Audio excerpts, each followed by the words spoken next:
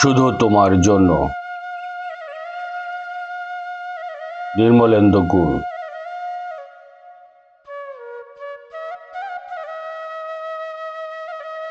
কতবার যে আমি তোমাকে স্পর্শ করতে গিয়ে গুটিয়ে নিয়েছি নিজের হাত, সে কথা ঈশ্বর জানেন। তোমাকে ভালোবাসার কথা বলতে গিয়েও কতবার যে আমি সে কথা বলিনি, সে কথা আমার ঈশ্বর জানেন। তোমার হাতের মৃদু কম্পনের শব্দ শুনে জেগে উঠবার জন্য দরজার সঙ্গে চুম্বকের মতো আমি গেঁথে রেখেছিলাম আমার কর্ণযুগল। তুমি এসে আমাকে ডেকে বলবে, এই উঠো, আমি আমি